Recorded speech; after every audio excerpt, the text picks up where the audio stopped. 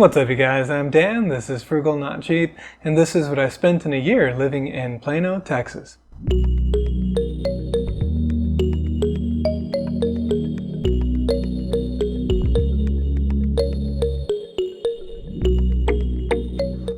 So I can't believe it's already been 12 months since I moved down here to Plano.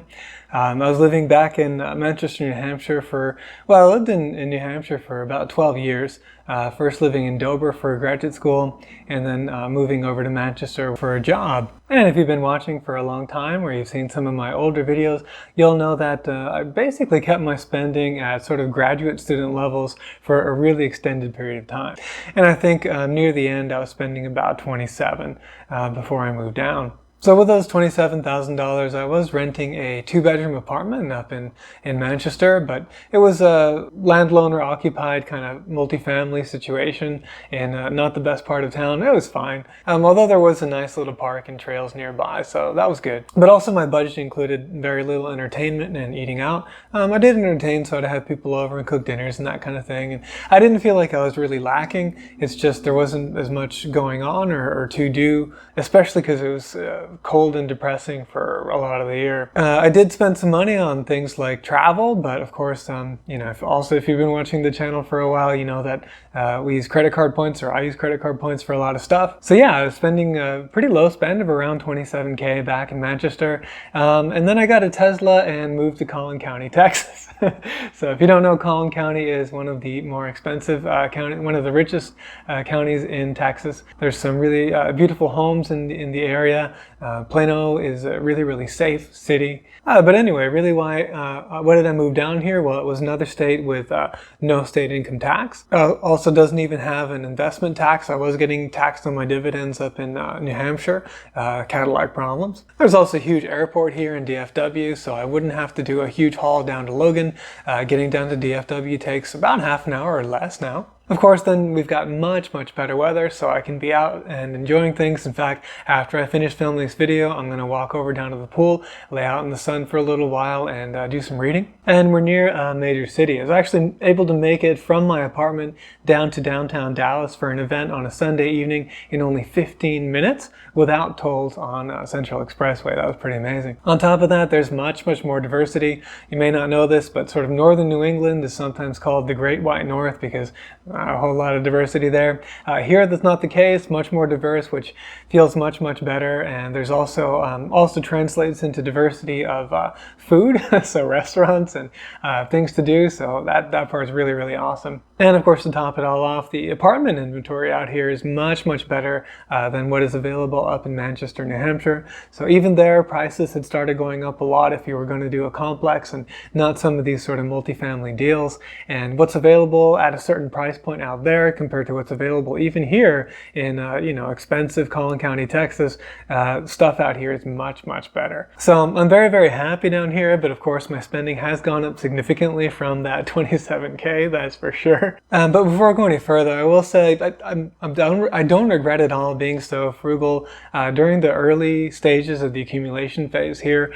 So really from 2010 when I got my first job out of graduate school up until 2021. So I spent the better part of 11 years really being quite frugal and stashing away as much as I could and making those sacrifices early on. Of course, those will compound. The more we can do in the early years kind of sets us up for success in the later years. It's much, much easier doing that than trying to catch up when you're 60 or 57 and retirement is right around the corner. That's much more difficult. Anyway, let's go down the line of all the different categories in alphabetical order. And the top category, of course, is auto and transport. Here, there's some unusual expenses related to having got a new car and then also having moved. So the accessories is just some OEM weather mats that I had to get for Natalia, my Tesla Model S. And then it's unusual that I had to pay registration twice, both in New Hampshire and in Texas, though the one you're seeing here for the time period in question is only the registration and the fee for the license plates here in Texas. So my renewal should be cheaper, was cheaper actually. Yeah, my renewal was cheaper. Or does that even include my renewal? Because I paid it already. Oh wow, yeah. So that's actually 2 years here in Texas. So that's gotten less expensive. Really, the major item here, of course, is insurance. Going from a 2010 Acura TSX to having a 2017 Tesla Model S, you can expect that my insurance would go up. Also went up because I moved here to the Dallas area. That went up, but still, it's under $1,300 a year. So I think it's not too terrible. If you want to know how I'm saving my rate's so low on that, it's actually better than what Tesla offers. It's because I use Geico and I have a share of Berkshire Hathaway stock that gives you a significant discount if you're a shareholder of Berkshire. And then also, of course, I'm older now, right? So I'm in my late 30s and I have a good credit score and a good driving record as well. Knock on wood, that will stay the same or continue. I think the only two other really interesting items to talk about here is one is tolls. I didn't really pay very much for tolls up in New Hampshire because, well, I didn't drive around very much anyway, but also the tolls were cheaper out there. Tolls really add up in the DFW area, and so I, by default, have my car set to avoid tolls. I only use them when it's important that I can save the time. Otherwise, I'll just take a more leisurely drive and avoid the tolls. But I've already spent $220 on tolls. I'm definitely going to be keeping an eye on those moving forward. Really, the biggest item in this category was my service and parts. And really, this was all associated with getting a new set of tires and then getting sort of a bad balancing that was done by Discount Tire fixed by Tesla. But those should last 4 or 5 years. So if we amortize that expense over 4 or 5 years, then I think our total costs in this category more reasonably are around $2,600 or $2,700. By the way, the car wash is so cheap because I use the 50-cent car wash where you just put some quarters in and it gives you a couple of minutes to use the spray thing. Anyway, it works out well. It's pretty much all I need and I'm happy with it. Oh, and the last one is that electricity cost. Those were supercharger expenses from traveling from New Hampshire down to Texas. Oh, sorry. Yeah, I think there might be a little bit in there from traveling from New Hampshire down in Texas, but mostly it's going to be a little bit of local supercharging that I did at the beginning before I got my garage here at the apartment. And then the rest of it would have been for the bulk of it would have been for a trip I took from here to Knoxville, Tennessee and back for a family reunion. Next category is clothing. I didn't really buy anything special, just kind of replacing items that had worn out. And then, I got a few new things as well, using a Saks Fifth Avenue credit that I got from Amex. They give you $50 every 6 months. I think they come in January and June or something like that. So actually I'm eligible for another 50. So I'll get a total of 150 before I cancel the card later on this year. The next category is dating. I spent just under $900 going out on dates. Definitely don't regret it. It's been really a lot of fun. Some of the people I've met have been really great. Then we've got electronics. Here I spent $110 upgrading my PC a little bit. I added some liquid cooling for the CPU, and it is running much better and cooler as well, so that'll increase the longevity of the expensive CPU or the processor that I bought for it. Then unfortunately my old television didn't make it in the move. It got kind of cracked and messed up, so I had to buy a new one. I was able to find a $200 TV at Walmart with a 4K resolution and a 50-inch screen. It's a dumb one, so I just got Google TV and Home or whatever. I don't know, it's their newer dongle. And then the last thing under electronics is a subcategory for software, which is Quicken, which is my personal finance software that I use to put together the data for this video. Although it didn't do a very good job and I had to edit in Excel and make a pivot table anyway, so yeah, I'm pretty much done with Quicken, I think. I'm going to make a future video about why that is and then where I'm moving to. And then the other piece of software, which I will continue to use, is Microsoft 365. Reason for this, you get a terabyte of cloud storage, and then also, the Excel suite or the Office suite, and I do use these tools a lot. Next category is a fun one, that's entertainment, and here again, I don't regret the major increase in spending in this category. A lot of it was for entertaining visitors, so I'm really grateful to all of my friends that came to visit. Miss you, and really had a great time with you, by the way. So some of the highlights include hearing Neil deGrasse Tyson speak about the search for life out there, in the stars. Also saw The Barber of Seville. That was my first opera. Really enjoyed that as well. Things like the Arboretum, the Nashville Sculpture Center. Also saw the Dallas Museum of Art twice. That one's free though, but still. So that was about $325. And then I spent a little bit more in theaters this year, and I'm happy about that as things are becoming more normalized following the pandemic. So it's nice to get back in theaters and hear everyone's expressions and gasps and laughter as you're watching the same film and enjoying it together. Of course, prices have gone up a lot. So what I'm doing now is going on Tuesdays. Cinemark has a deal where the base ticket price is only $5 for a matinee on Tuesdays. You add in the fees and the total cost comes up to $7.30, but still, that's pretty good, I'd say. And then I bought some video games as well. I bought Total War Warhammer 3, which is pretty disappointing so far, but hopefully they'll fix it once Immortal Empires comes out. Anyway, the next category has definitely been hit by inflation. You're probably seeing this one too. So that's food and dining, where I spent $4,400 on groceries. That's a total of $366 a month. Whereas in the past, I used to spend, when I was really good, I was spending about $160 a month. And then generally, it was more like in the $200 to $225 range near the time when I was getting ready to move from New Hampshire. So there's still been a significant increase. And part of that is, I've been shopping at Kroger rather than Aldi, and I wasn't using as many coupons and stuff. But then the other, and this is a positive one, is that I'm entertaining a lot more. Take that away, probably still I'm spending maybe $50 a month, right? So I'm still in the low 300s just for myself in terms of groceries, and that's for food alone. Right, I'm not including, sort of home supplies and all that kind of stuff. That's separate here in my spending breakdown. And then we've got restaurants, which, actually I feel like I was probably spending a heck of a lot more than this because there's so many wonderful restaurants here in the DFW area. Anyway, so that comes out to just $100 a month, which is really quite good. And so that's actually going to be in my budget for, the next year as well, as $100 a month for restaurants. So as I said, my groceries doesn't count all of the home goods stuff. So that's included in a separate category. And with the move, it's really hard. I'm not sure how much is kind of the ongoing regular home stuff. I could figure it out. But of course, with the move, I had to get a whole lot of stuff to kind of get a new household going. A lot of things I just didn't want to bring. So I spent a total of $525 roughly over the last year on home stuff. So really quite expensive. And then I spent about $1,000 on furniture. But I should mention, I've got a video about how I subsidize my moving costs by selling a bunch of stuff. So actually, because those sales were outside of the date range, they're not offsetting this amount in this category.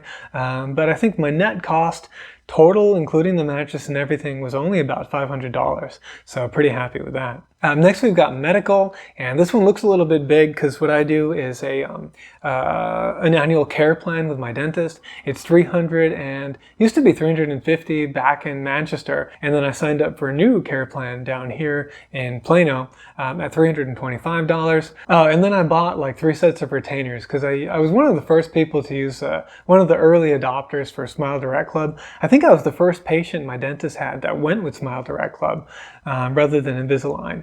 Anyway, really happy with that product and with the way my teeth came out. But yeah, they had a deal where you could get 3 retainers for $50 a pop. So I did that, and that's also inflating that cost right there. And then unfortunately, I had some other medical issues crop up over the last year. All of a sudden, I flared up with autoimmune issues. So I've been treating this condition and working on that. So that's been a bit expensive. But the good news is that things are getting much better. Things are looking up, and the cost is coming down. Next we've got pets, which of course is the wonderful Maximus here. Love the heck out of him. We moved, and so I had a deposit on with his old boarding place, and so they returned that deposit, so that's why the cost is negative there. And then his food and supplies, that's things like, well, of course his food, he gets 2 kinds of food. One's a special one that helps to prevent kidney stones, but then it also includes other things like his treats and shampoo and what have you, all that stuff. Flea and tick as well. Then under medical, this is mostly his heart medication. So he gets Vetmedin, and I order it every 3 to 4 weeks. I think the average is probably about 3.3 weeks. It's $47 per bottle. So not cheap, but hey, it's keeping his heart from deteriorating as quickly as it would otherwise. So very, very worth it. And of course, we've got to register him, and Max has to pay rent now in this new apartment. Pet rent was $15 for the first year here, and then now it's going to be $20 a month moving forward. And then finally, we have about $2,300 in veterinary expenses. Generally, the cost is not so high, but we have to do a lot of x-rays and ultrasounds and general care. He's getting a bit older, and it was a difficult year, I'd say, both for him and me medically. But luckily, things are looking better for both of us now. The regular cost is more like just maybe $300 a year, something like that is the typical cost. Anyway, he's absolutely worth every penny. Then we have just $14 for a book of stamps and maybe some other international stamps to send cards to my mother and father in Asia. And now we come to the big one, right, which of course is rent. And this is the one that increased significantly. As I told you, I used to pay around $860 a month. Then coming here, I was paying about $1,600 all inclusive. Now it's up to $1,815. Yeah, I'll say this is about the top end that I'm willing to pay. However, it does come with a lot. You know, it's a great apartment, includes the washer dryer rental, includes the private garage for my Tesla, which also includes the electricity running costs for my Tesla. So that part's really great. And then the valet services. So package delivery inside the apartment, and trash and recycling 5 nights a week. They even do all these little things like wrap your Christmas gifts. They have a little event for that. And there's just a lot of nice little stuff that they do here at this community. So really, I'm very, very happy at this community. And, you know, again, that's near my limit for monthly spending on rent, but happy with what I'm getting for that at the moment. And then I've got a travel category. Unfortunately, due to COVID, I didn't do any real travel. All this is the cost of hotels for Max and me on the way down from New Hampshire to Texas. I stayed at La Quinta Inns every single time because they're pet friendly. Then we've got utilities. Really nothing special here. Electricity is actually not that much higher, which is crazy. I guess the rates are a little bit better. So even though, you know, I've got to heat the home using electricity, and before I had free heating in my old apartment, and I've got to cool the home, of course, using electricity. The unit's really efficient at cooling, so the cost in the summer isn't all that bad. It's actually in the winter where it's more expensive here because it's just not as efficient at heating. And that's all right. The average cost still comes out to be pretty decent. Then there was a little bit of a gas bill remaining, natural gas from New Hampshire. Not a big deal. And then we've got streaming services where there's been a lot more inflation. If you've noticed, Netflix has kept hiking their prices up. So I recently canceled them, and I was using Amex Platinum's deal to get Disney Plus, Hulu without ads, and then also ESPN Plus. Turns out there's nothing on those that I care to watch at all. So even though the net cost to me was only like $1.80, I actually canceled that too. So I have 0 streaming subscriptions right now, and I'm doing 100% YouTube. And then last of all, we have telephone. This is a Google Fi. Used to be called Project Fi when it was kind of a more beta thing before it took off. Love their service. The average cost comes out to $38 a month because sometimes I use a little bit more data than other months. But I think, you know, it's really quite good. Considering that it covers you when you travel internationally. So that's really why. If I didn't want to have cell service when I traveled, then I might get a different plan that had like a unlimited for $40 a month, but then there'd be taxes on top of that. So remember, the average I said of $38 a month includes taxes, and then months where, you know, I burned a lot of data by accident. Normally I'm just on Wi-Fi and I don't burn that much. And I don't stream music or anything like that when I'm on the go. So I really like this Google Fi. There is a referral link in the description down below, by the way, and that puts my total utility spending at $1,600. So looking at this, I think, you know, $5,600 in food and dining is quite high. So I'm going to be working to cut down my personal grocery bill down however I can. But, you know, I'm still going to be wanting to entertain, and then also wanting to go out to restaurants to the tune of about $100 a month with my friends. But outside of that, you know, there's really not that many adjustments that I can or would want to make. But hopefully, fingers crossed, Max and I are going to have an easier time over the next 12 months medically. So those expenses will come down. And then, of course, all of those sort of one-time expenses for the move, those are not going to be here for the next 12 months as well. So we'll see. That puts the overall total at just under $40,000. Oof, so that's a major increase from $27,000. But again, I think, probably if we get rid of those one-time expenses and the things that hopefully won't be recurring, then we're more like around $35,000. So still a significant increase. Most of that driven by rent, and then of course by inflation as well. But not too terrible. And again, something that I'm relatively comfortable now in my position these days.